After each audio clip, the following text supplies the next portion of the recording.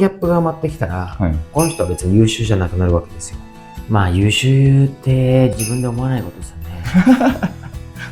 ただ持ってるだけの人は優秀とは言わないですよね。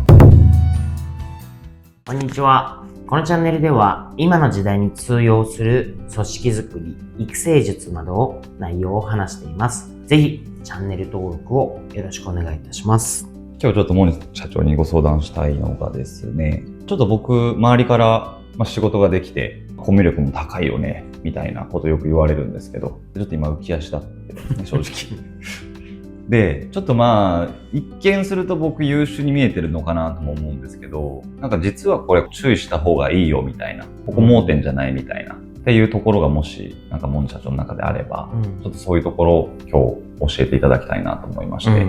まあ優秀って自分で思わないことですよね。すいません。なんかでも毎度言いますけど、優秀の定義って結構ふわっとしてて分かんないじゃないですか。半分以上は今までの実績とか、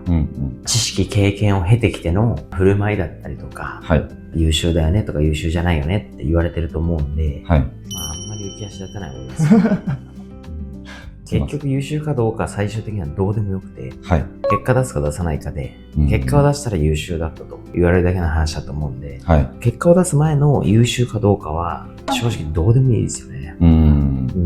なるほど。森社長が思うその優秀の定義っていうのは、具体的に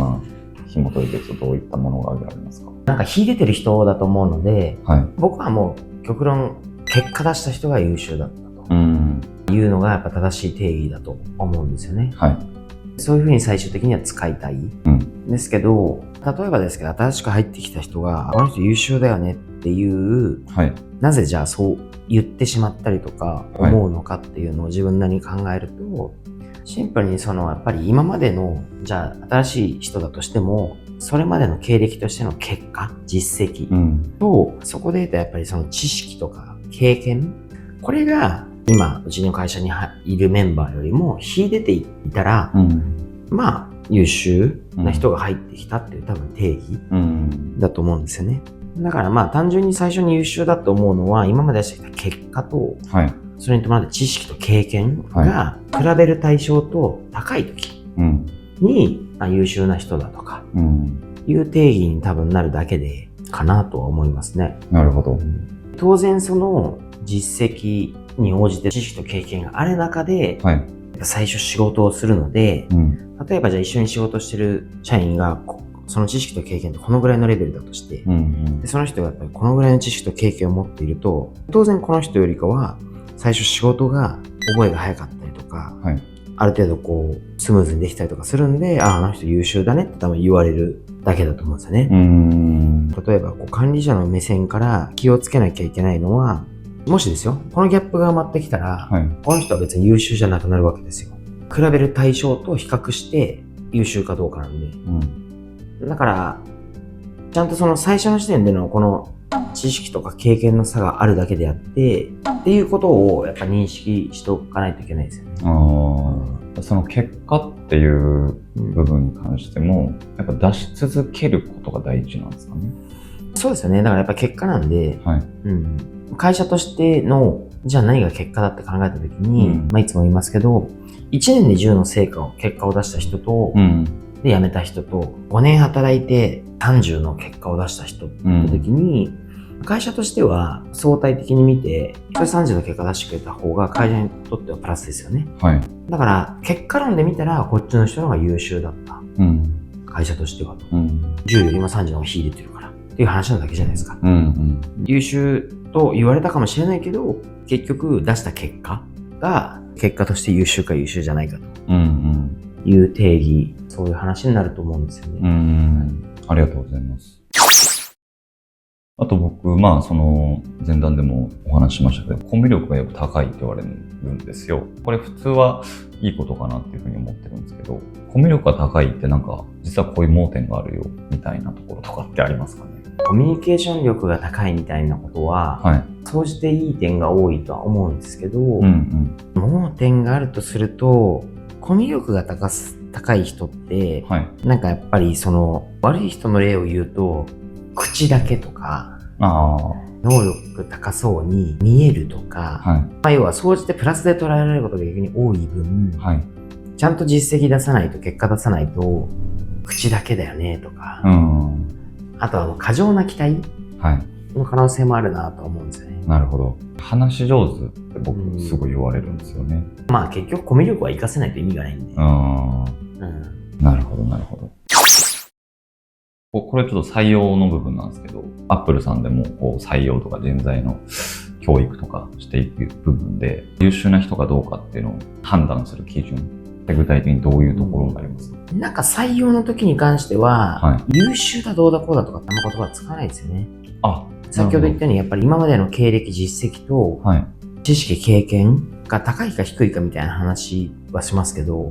それが優秀かどうかっていうのはさっきの話の通りなんで、優秀な人が入ってきたとかっつっても、うちでは何の結果も出してないわけなんで、優秀かどうかなんか知らないじゃないですか。単純に今までの実績を出したりとか、要は知識経験がある人のことを言ってるわけだから、どちらかというと優秀な人がっていうよりかは、今までのその実績、知識経験がある人が来ましたみたいな感じで会話しますかね。それをちゃんとその後活かせるかどうか、うちの会社でそれを活かせるかどうかだけの話じゃないですか。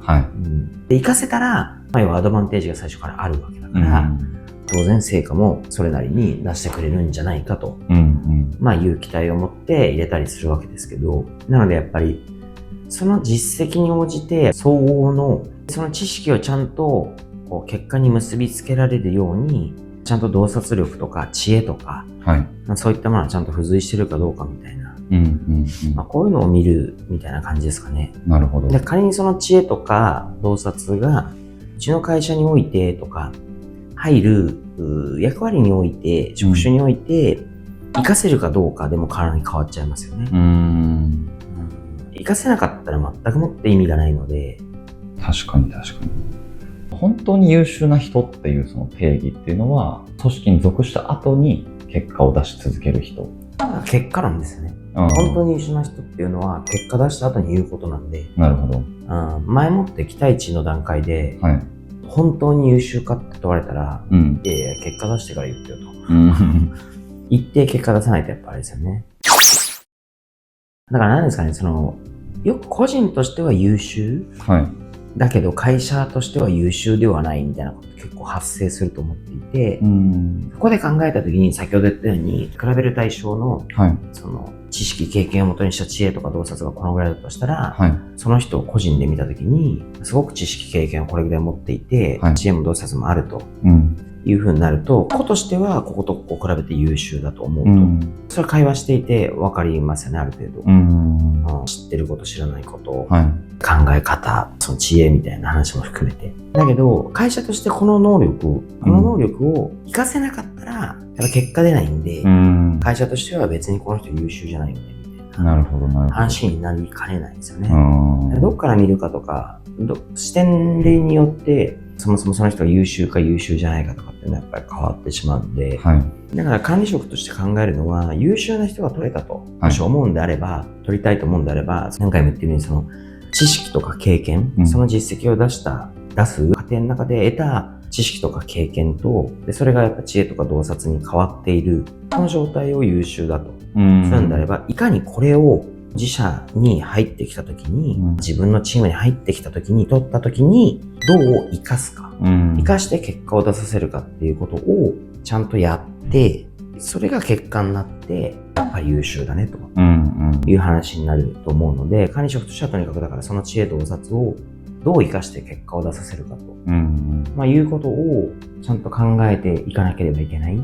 やらせる仕事をどういう役割で配置するのか、何をやってもらうのかとかですよね。それが自分の当事者だとしたら、まず優秀かどうかって言われるのは自分で判断する話じゃないんで、自分がその知恵とか洞察をそういった経験を元に持っているとしたら、これをどう活かして、この